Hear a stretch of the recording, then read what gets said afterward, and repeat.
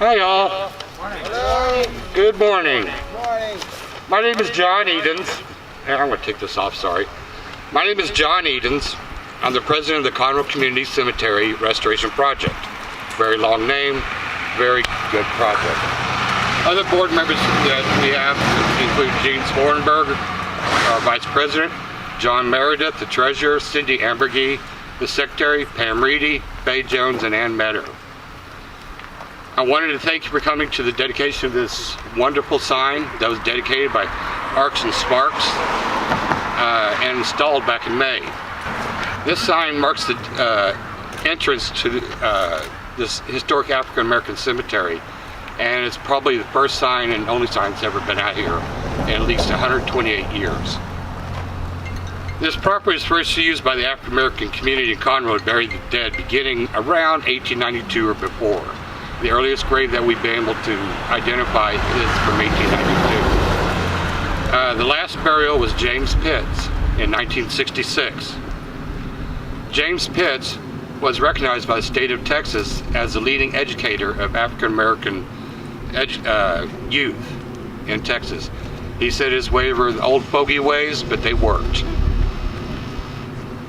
This is also the final resting place of Mittie Turner Campbell, the founder and principal of the first African American public school in Conroe, and of Sergeant Luther James Dorsey, the only known Buffalo soldier buried here in Montgomery County.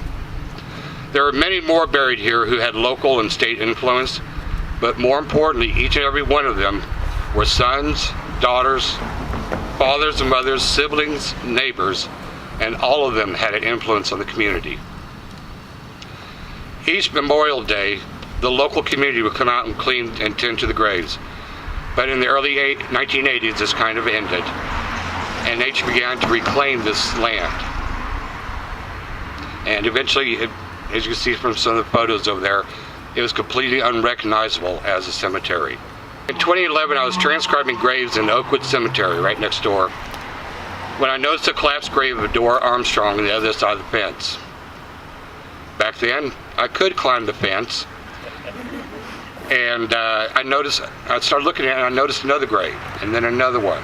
And that started my research on this property and the cemetery, and really ignited a fire within me to see these souls recognized and remembered and honored. The Conroe Community Cemetery Restoration Project was born. The CCCRP's goal is to clean, restore, and preserve the cemetery and to document the histories of those that are interred here. It took many years, but in September of 2019, we had our first public cleaning event. With each cleaning day, nature slowly began to reveal where the people are interred here and more about the history of this cemetery and of the people that are buried here. I would like to take a moment to recognize Carson Pyle, who has taken on this cemetery as his Eagle Scout project and the amazing amount of work that he's done. I would also like to give a shout out to the Montgomery County Historical Commission, Arcs and Sparks Welding and Fabrication Services for a wonderful sign, Heritage Sanitation, Jeffrey Moon and Associates, who did a survey of the property, Spirit of Texas Bank, Waste Management, Integrity Landscaping, the wonderful Church of Jesus Christ of Latter-day Saints, Canine Search and Rescue of Texas, and Special Canine Search and Recovery, who did the cadaver dogs, who helped us locate unidentified graves, for their donations and for allowing so much to be accomplished here. I would also like to give a very, very special thank you to all you individual volunteers who have given their time, the sweat, excuse me a second, to allow the CCCRP to follow through with this traditional idea of honoring the individual by preserving the past. Give you Carl White, President of Montgomery County NAACP. First of all, good evening to everybody, and this is a great day to have a celebration. The sun is shining. Everybody's looking great. Hey, do me a favor. Look to the left, look to the right, and say, Wow, you look good.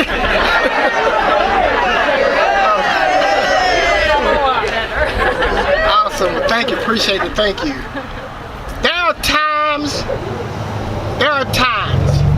when a treasure chest sits dormant, just waiting to be opened.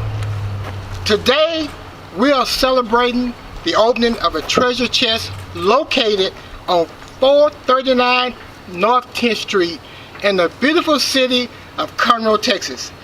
That will bring light to the valuable contributions African Americans have brought to this community. Treasure chests are often filled with rubies, diamonds, sapphires, but the chest we are standing on today has untold knowledge. Stories of joy and pain. Stories of sunshine and rain. This chest contains the love of a mother as she nursed her child and the joy of fatherhood as he taught his son to ride a bike. This chest was opened only by dedicated volunteers who sacrificed hours of grueling work early in the morning to late at night to make this historical moment possible. Helen Keller said, "The best and the most beautiful things in the world cannot be seen or even touched. They must be felt with the heart." Today, God has granted us the opportunity to feel the beauty and honor the past. Individuals who were farmers, factory workers, soldiers, community leaders, educators are resting on the ground on which we stand. God has a way of bringing together the right people in the right place at the right time to bring life to what was once lost and forgotten. I will always treasure the moment being asked to say words as we dedicate this sign. Socrates said, "The greatest way to live with honor in this world is to be what we pretend to be." To the many volunteers who made this moment possible, you are heroes because you have helped bring light to the valuable contributions the African Americans have brought to this community. John Eden, it was God's plan that you looked across the fence in 2011. And John Meredith, wherever, okay. God predestined you to lead this cemetery project.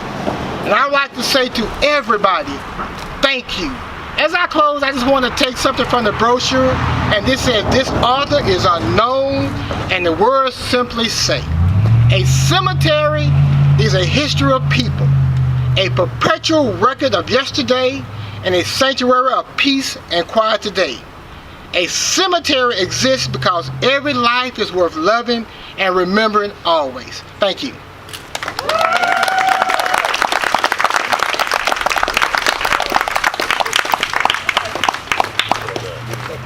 I wish I could speak as well as Carl does.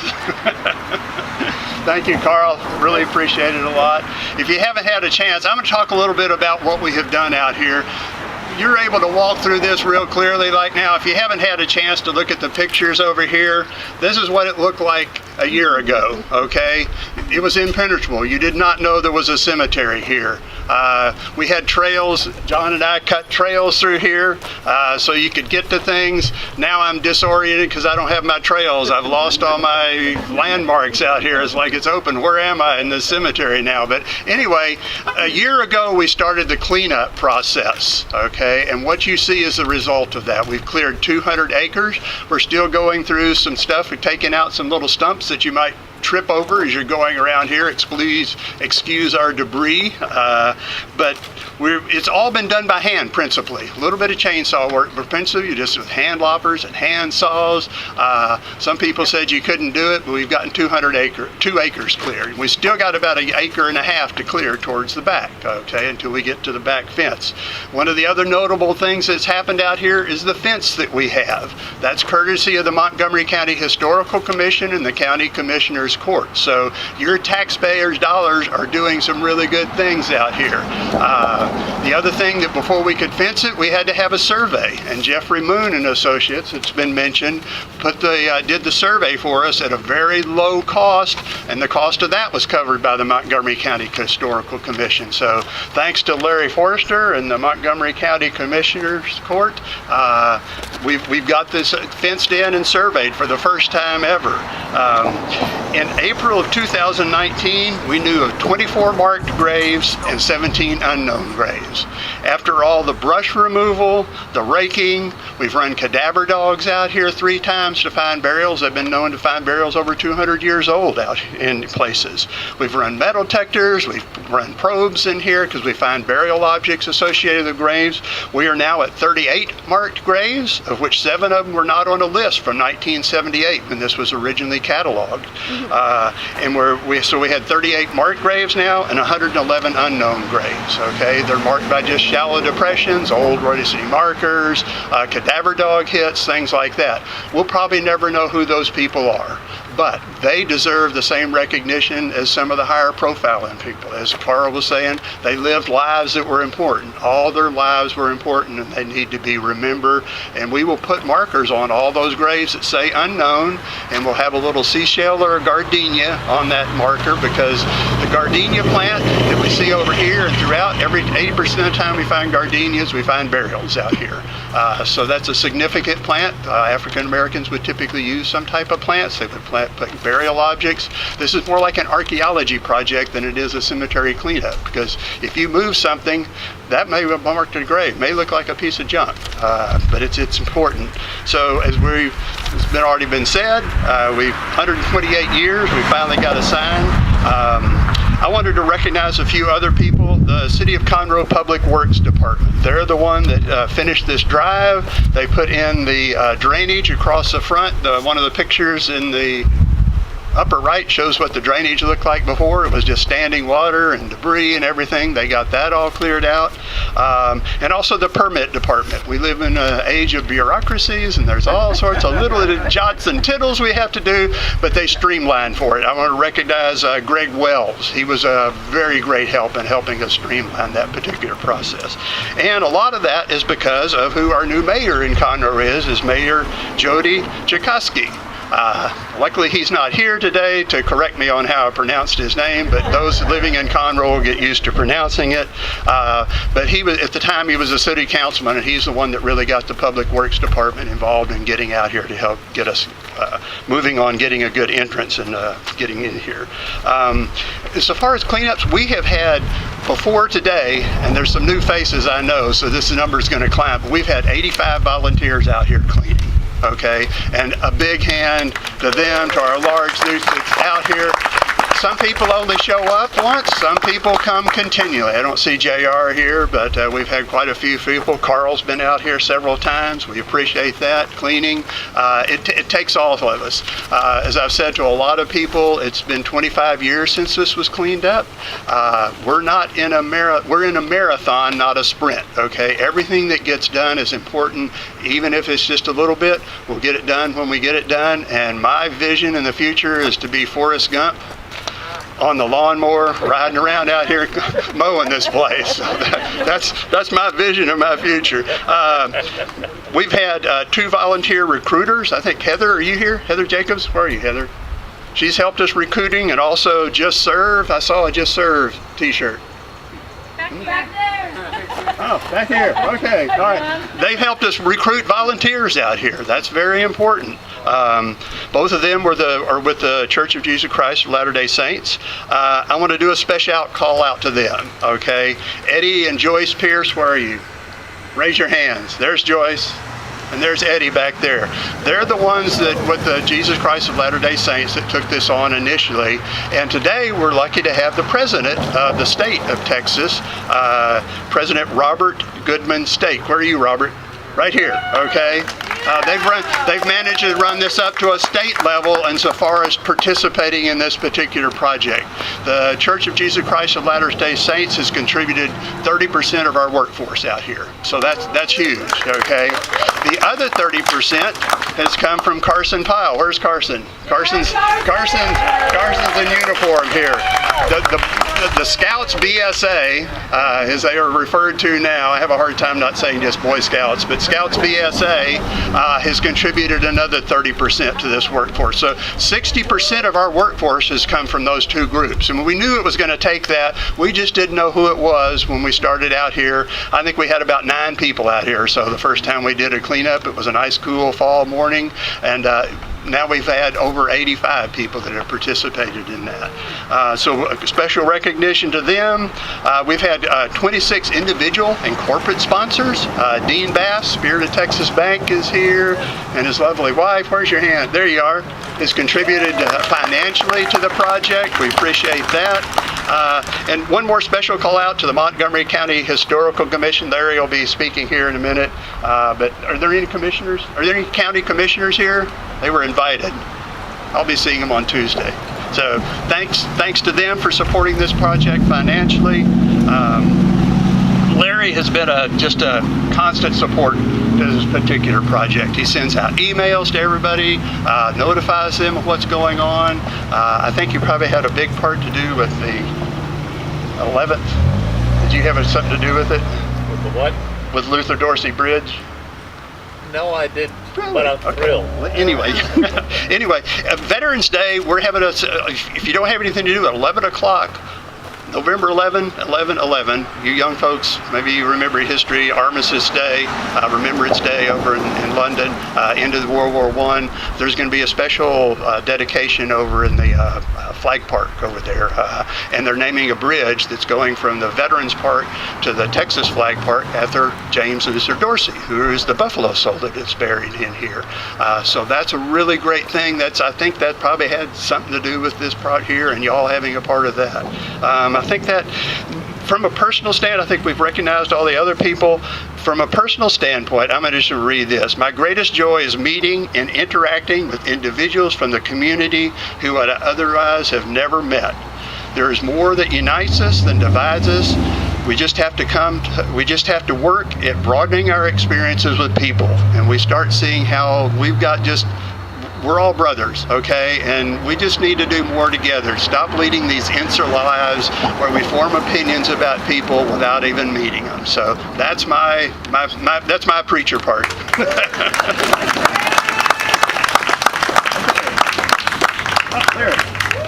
Larry Foerester, the president of the Montgomery County Historical Commission, will be speaking. Thank you, John, and welcome everybody that's here. This is a really, really exciting moment for me. Almost 10 years ago, I was contacted by John Edens, and he asked me about the old African American cemetery in the woods next to the Oakwood Cemetery, and I had absolutely no idea what he was talking about.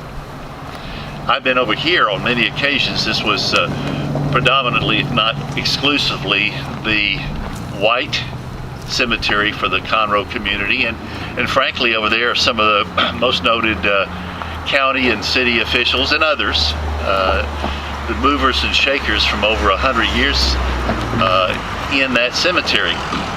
And he told me about it. I came over here and I looked through this dense forest, and I did see the Dora Armstrong stones over there close to the fence. John Edens was persistent. He kept getting back with me, doing research.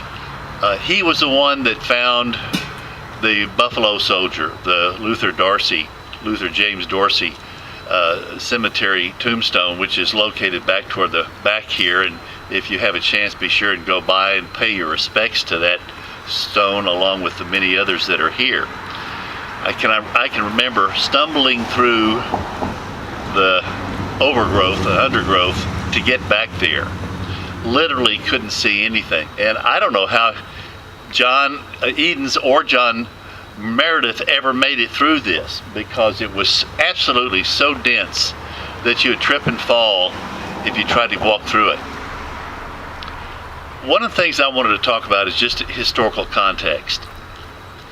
We have this white, predominantly white cemetery over here, this cemetery, and then one thing that I think that we need to be reminded of when we talk about people that had people of color, African Americans, some of whom were slaves, many of them, virtually all of them, lived through the Jim Crow period, but they had dreams for themselves and for their children. They were involved in churches, many organizations, and you'll see some of the organizations, some of the Knights organizations of that time referenced in some of these tombstones. But one thing that I think I want you to come away from is the fact that immediately on the other side of this fence over here is the once known college for African Americans called the Conroe Normal and Industrial College, which was founded about 1903 by Reverend Johnson, who had a vision for black education. Now back then, in 1903, there were no college, public schools for the blacks. And most of the blacks that learned in the church community. That was the heart and soul of their social life, and that's where they learned. But some men over the next several years acquired what at that time was about 120 acres, and they built a 5-story impressive building using resources and donations from around the nation. And that building stood for many years, and then it burned down, and then eventually this, what we call the John Calhoun building, was constructed over there. But these young people, they learned social graces, they learned skills, they learned learned the basic education that any student at that time would have learned. And it is our goal someday that there be a historical marker over there on that campus. It's owned by a gentleman named Dale Wiebe. I don't know if Dale's here today, but he's a remarkable fellow, lives in the Woodlands, and saw the vision for this property, and I don't know what will end up be there, but I'm hoping that someday in some way we can incorporate a little bit of the African American museum culture in that building over there, or at least on that campus. That being said, the first public school in Montgomery County for the African Americans was started by a lady named Mittie Campbell, and her tombstone is here. Remarkable lady, over in the Booker T. Washington area of what we call the Dugan community, just on the south side over here. She had her school for the African Americans, first public school. Of course, segregation was the call of the day at that time. So there's been a lot of things that have transpired.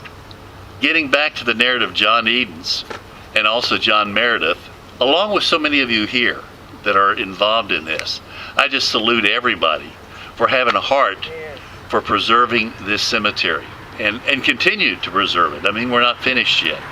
And for those of you who have not taken the time to go to the CCCRP website and read many of the stories, and they continue to do research on these individuals that are here and flesh out their stories and their history and the impact they had on their communities and their families and their churches. So take a moment and go through the various links on that website sometime when you just have nothing better to do. I can't think of anything better to do, quite frankly. Okay.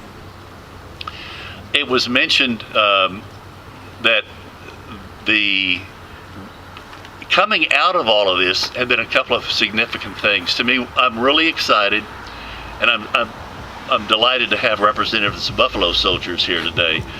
Thank you for being here.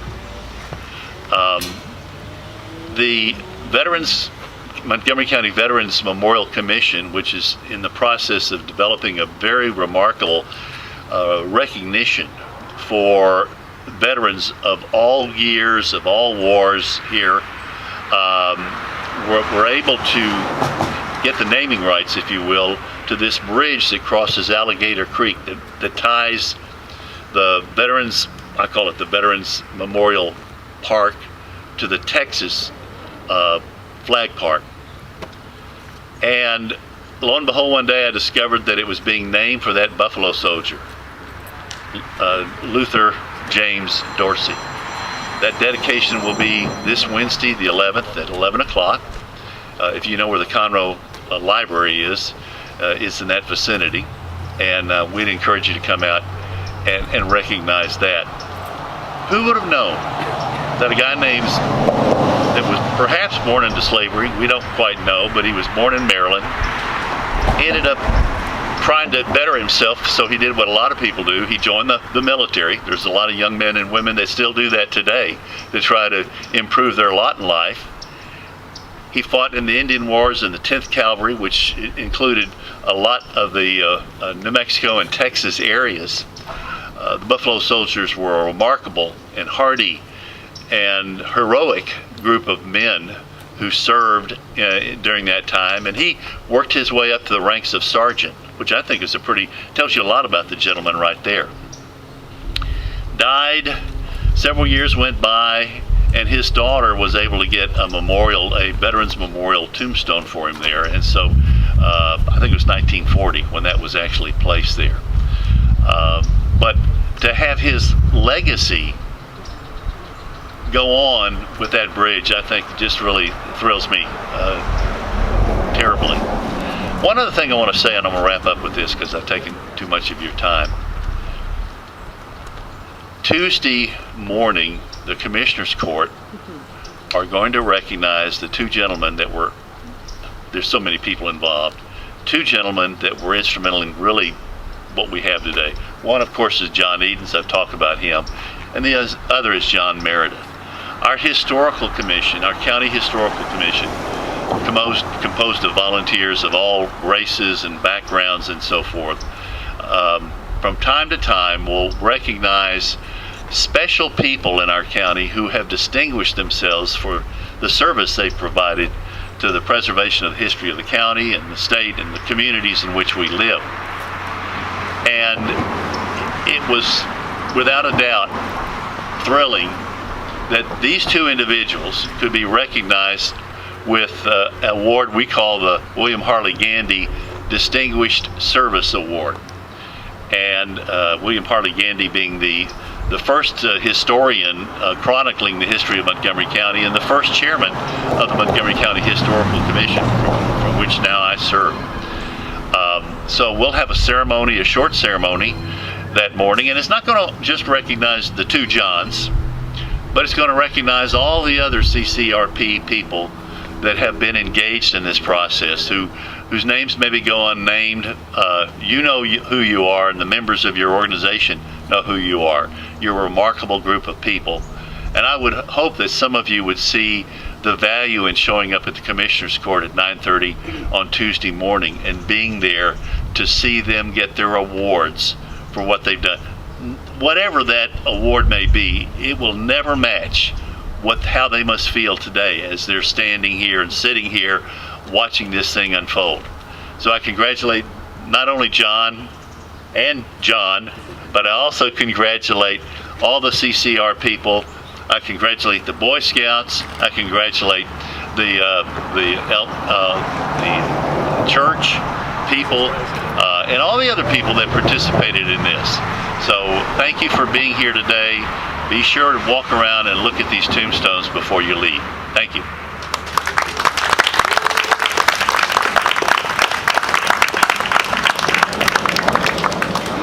I'm going to mess with the program. I can't not talk about one other person out here. There's so many lives out here that are important, but one of the ones that's impressed me the most is a group. I'll introduce you to Eliza Evans, daughter Eliza Evans. Actually, Sir Knight George Pruitt's over here also. They were a part of a group called the Knights and Daughters of Tabor International Order of 12. Has anybody heard of that organization before? Yeah, I think if you were from Mississippi or Alabama, you probably would have. It was an organization that formed in 1846. A man, Moses Dixon, was a barber in Cincinnati. He was a free man of black color, and he went to New Orleans, and for 3 years he rode up and down the Mississippi River cutting people's hair. And he saw how bad the degradation of the black man was, how bad slavery was. Okay, don't let anybody tell you it wasn't bad, it was okay, somebody treated you nice, Anyway, just don't believe that stuff. Anyway, he comes back and he says, we're going to have a revolution in 10 years, okay? He arms 47,000 people in 10 of the southern states, not Texas or Missouri at that time. And he's still living in Cincinnati after 10 years goes by. He says, I'm up north, I can see this is going to be resolved, so stand down, okay? So the Civil War comes and goes, we go into Reconstruction. It reforms in 1872 as the Knights and Daughter of Tabor, International Order of 12. Google it sometime. They've got a 200-page manual. That's incredible. You think you got uniforms? Read their description of uniforms. But tremendous amount of spiritual significance. You see on the headstones 333, 777. You see in Solus Deo, which basically means like in God only. But they were willing to do this. They would not reveal who they were to anybody they would die before they would reveal who they were. Okay, and there's 4 members of that group that are buried here. We don't really know much about them. Okay, they built a hospital in Mound Bayou, Mississippi, called the Taborian Hospital. It's being reconstructed now, and that's where Medgar Evers gets his start, is in that community. So that's just one example of one life out here that beyond just Luther Dorsey are the kind of people that are buried in here. So they're significant, they're rich lives. So thank you. I will hand it over to Brother Jimmy Johnson. Thank you, John. Good morning to everyone. Let me hear you a little louder. Good morning, everyone. Good morning. Amen, amen. Now, I was asked to give a speech, and I found out by the program it's supposed to be a prayer. So we're going to do the speech and a prayer, but we're going to try to do it within 3 to 5 minutes. So can I hear you say, "Get back up again"? Say it again. Get back up again. Get back up again. We fall down. We fall down. But we get up. Amen. Amen. Well, good morning to everyone once again. Good morning. I am thankful and proud to have a part in the dedication of this Conroe Community Cemetery monument. A monument is a memorial structure, a fixed marker, and a boundary of land. This beautiful monument marks the ground where the only known Buffalo soldier in Montgomery County is buried, and others. Someone wrote, "A cemetery is a history of people, a perpetual record of yesterday, and a sanctuary of peace and quiet today." For many centuries, cemeteries were put next to churches, while most of the people there believe that the dead will one day rise again. In a sense, we are here today because the dead has gotten back up again. Their bodies are still buried in the murky clay of the 1800s, but their spirits and history-making work has been revived and restored. Heavenly Father, we thank you for the Conroe Community Cemetery Restoration Project and their restoration of this historic African American cemetery. And Lord, thanks for the monument that will name and mark these grounds for the next generation. Thank you.